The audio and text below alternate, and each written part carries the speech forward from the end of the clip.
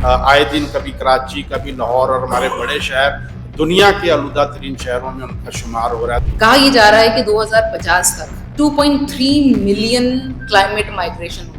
अगर वो सारे की सारी अगर कराची में हो गई तो रिसोर्सेज का क्या हाल होगा। कराची के गटर बंद कर दो, हम सब कुछ जिन्हें तो कोई आपसे पूछेगा भी नहीं कि आप कौन से यानी कहते हैं पार्टी के किसके हैं। प्रूवन है कि ना 115 जो है फॉरेनहाइट बढ़ गया है। डेवलपमेंट के नाम पर जो तबाही बाकायदा मनसूबाबंदी के साथ चल रही है। क्लाइमेट चेंज का मसला कोई नॉन पॉलिटिकल नहीं है, ये सियासी मसला है।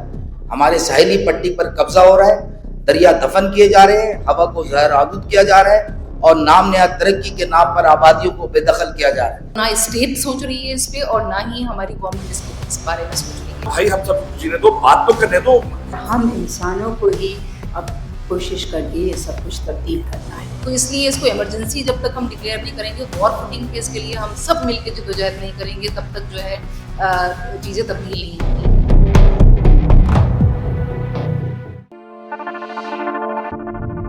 इसका थीम भी इसी वजह से रखा गया है, जीने दो भाई, कराची को साफ कर दो, हम सबको जीने दो। कराची के गटर बंद कर दो, हम सबको जीने दो। कोई आपसे पूछेगा भी नहीं कि आप कौन से यानी कहते हैं पार्टी के किसके हैं। यानी आइन को बहाल कर दो भाई, हम सबको जीने दो, बात तो करने दो। मलीर एक्सप्रेसवे जो इन मानसून में बह गया, उसका केस उसके बाद 3 मेरे ख्याल से हियरिंग्स हो चुकी हैं, तीनों में सामने अलग आता ही नहीं है। और जो कहते हैं वो वही डायलॉग है, तारीख पे तारीख, तारीख पे तारीख, तारीख पे तारीख। और अभी अजीम दहखान साहब की जो मैं बात कर रहा था, जो साहब हमारे साथ नहीं मौजूद, उनकी आप मलीर एक्सप्रेसवे के लिए उनकी जो है जमीनों पे कब्जा करने के लिए पूरी की पूरी अपनी नसीब जो तैयार करके रखी हुई है कि हम कभी भी उनको अरेस्ट भी किया हुआ है, कभी भी उठा लेंगे, कभी भी कुछ भी कर लेंगे। उनको भी हमने दावत दी है कि वो आके 21 दिसंबर को अपनी बात रखें। तो मलीर एक्सप्रेसवे को भाई खुदा का वास्ता रहने दो, हम सबको जीने दो। आइन को बहाल करो, आइनी तरमीमें खत्म करो, हम सबको जीने दो। बलोचों को वापस करो, मिसिंग पर्सन्स को वापस करो, हम सबको जीने दो भाई। हीट इशू को अभी तक फैक्ट्री के अंदर भी ये कंसीडर नहीं किया गया है कि हीट स्ट्रेस भी कोई चीज़ है, क्योंकि जब आपका टेम्परेचर और ये प्रूवन है कि ना 115 जो है फॉरेनहाइट बढ़ गया है गर्मी। और सिर्फ ये नहीं पाकिस्तान में, बल्कि ये यूरोप में भी मैं देख कर आई हूँ। इवन अभी हमारी कांग्रेस थी ऑस्ट्रेलिया में, वहाँ सब लोग परेशान थे कि किस तरीके से इतना एनवायरनमेंट बिल्कुल चेंज हो गया, कभी बारिश हो रही है और कभी एकदम से शदीद गर्मी बढ़ रही है। तो इस सारी चीज़ों को अगर जब तक हम एज इमरजेंसी ट्रीट नहीं करेंगे, तब तक चीज़ें सिचुएशन जो है वो बेहतर होने की तरफ नहीं जाएंगी। और हमें मेरा ख्याल से रियासत को और अपनी गवर्नमेंट को ये समझाना पड़ेगा कि उनको सीरियसली चीज़ों को लेना पड़ेगा।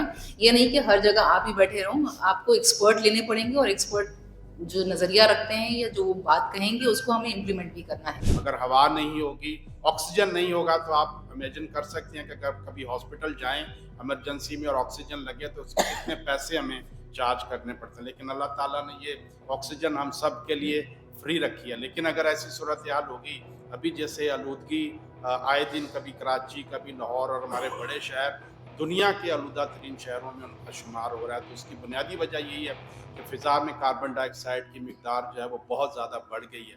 और उस मिकदार के बढ़ने की वजह से हमारी फ़िज़ा जो है वो पूरी तरह आलूदा है। और उस फ़िज़ा के आलूदा होने की वजह से ये बहुत सारी बीमारियाँ, जो फ्लू है और इस तरह की बीमारियाँ जो हैं वो हो रही हैं। और ये फिर इससे मैंने कहा कि लोग जो पुअर हैं, जो गरीब हैं, वो तो इसका असर सबसे ज़्यादा गरीबों पर पड़ता है।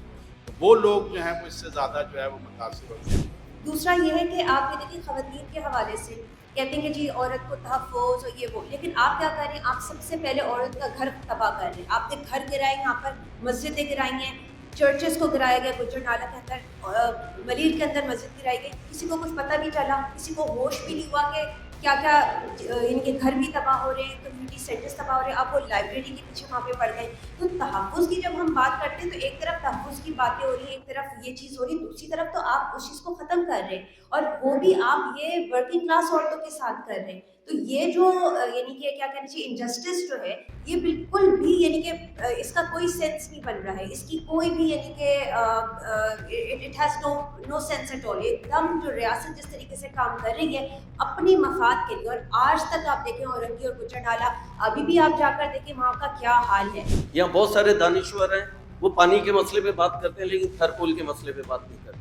تھر کے اندر جو تباہی ہوئی ہے، وہ جو اس کا وہاں کا جو ٹوپوگرافی ہے، اس کے کلچرل اکنامک ٹوپوگرافی، اور خود جو زمین کی جو ٹوپوگرافی چینج ہوئی ہے، وہاں جا کے دیکھیں لوگوں کے ساتھ کیا تباہی ہوئی ہے. ہم نے ایز اے ٹریڈ یونین اور ہاریوں میں ہم کام کرتے ہیں. ہم نے 3 ضلعوں کے 43 جو ہاری ہیں اور آبادگار ہیں، ہم نے مل کر جو ہے ہم نے جرمنی کی ہمارے کامریڈز ہیں، ہمارے سولیڈریٹی پارٹنرز ہیں، ان کے ساتھ مل کے ہم نے 2 بڑے جائنٹ جو ہیں پولیوٹرز ہیں، دنیا کے 100 میں سے 2 جو ہیں، ان کے خلاف ہم نے کیس جو ہے سبمٹ کیا ہے. ایک ہے ہائیڈلبرگ مٹیریل اور RWE کے خلاف. ہم نے سوشل جسٹس کے لیے تاکہ یہ راستہ کھلے. تو یہ as a workers, as a trade union, یہ ہماری زندگی اور موت کا مسئلہ ہے. کہا یہ جا رہا ہے کہ 2050 تک 2.3 ملین کلائمیٹ مائگریشن ہوگی. اگر وہ سارے کی ساری اگر کراچی میں ہو گئی تو ریسورسز کا کیا حال ہوگا، یہ ہمیں ابھی سے سوچنا پڑے گا. اور نہ اسٹیٹ سوچ رہی ہے اس پہ، اور نہ ہی ہماری گورنمنٹ اس بارے میں سوچ رہی ہے. تو اس لیے اس کو ایمرجنسی جب تک ہم ڈکلیئر نہیں کریں گے، وار فوٹنگ پہ اس کے لیے ہم سب مل کے جدوجہد نہیں کریں گے، تب تک جو ہے چیزیں تبدیل نہیں ہوں گی. کراچی کے اندر بالخصوص جو ہے ڈیولپمنٹ کے نام پر جو تباہی باقاعدہ ایک منصوبہ بندی کے ساتھ چل رہی ہے. ہم نے دیکھا کہ ایک گجر نالہ اور رنگی نالہ ہو، اس سے پہلے کہ نلیاری کے اندر ہوا، اس کے بعد آپ کے ملیر کے اندر پورا ایکسپریس وے کی وجہ سے ہوا. آپ یہ دیکھیں، یہ پروجیکٹس سو کال ڈیولپمنٹ ہے، ٹھیک ہے نا، لیکن کیا ہے کہ جی ملیر ایکسپریس وے پہ کون نہیں جا سکتا، وہ نہیں جا سکتا جو بائک پر ہے، ٹھیک ہے نا. ورکنگ کلاس آپ کی نہیں جا سکتی. ورکنگ کلاس کو ٹیکس کیا جا رہا ہے، ورکنگ کلاس کو بالکل خارج کیا جا رہا ہے، نکالا جا رہا ہے، اسپیسز چلان لگائے جا رہے ہیں. یہ جو کہا جاتا ہے نا کہ فلڈز آ رہے ہیں یا زمین سے گرمائش نکل کے باہر نکل رہی ہے یا زلزلہ، یہ سب جو انسان نے قدرت کے ساتھ کیا ہے اس کی وجہ سے یہ ساری چیزیں ہو رہی ہیں. اور ہم انسانوں کو ہی اب کوشش کر کے یہ سب کچھ تبدیل کرنا ہے.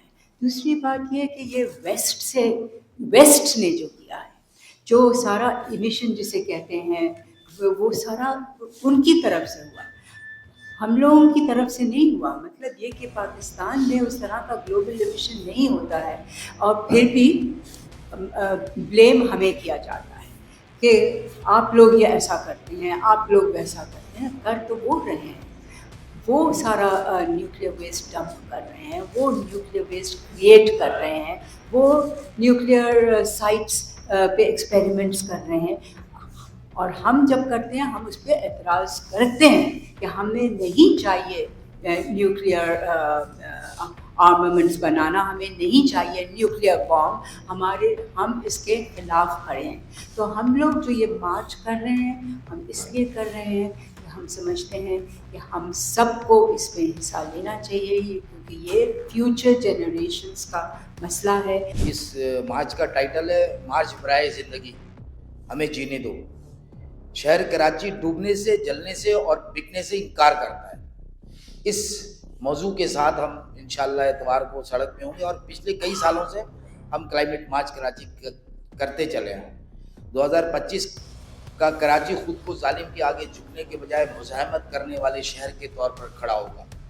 یہ شہر کسی موسمیاتی ایمرجنسی کا سامنا نہیں کر رہا، بلکہ ایک مسلسل سیاسی حملے کے زد میں. اس بات کو سمجھنا پڑے گا کہ کلائمیٹ چینج کا مسئلہ کوئی نان پولیٹیکل نہیں ہے، یہ سیاسی مسئلہ ہے. ہمارے ساحلی پٹی پر قبضہ ہو رہا ہے، دریا دفن کیے جا رہے ہیں، ہوا کو زہر آلود کیا جا رہا ہے، اور نام نہاد ترقی کے نام پر آبادیوں کو بے دخل کیا جا رہا ہے.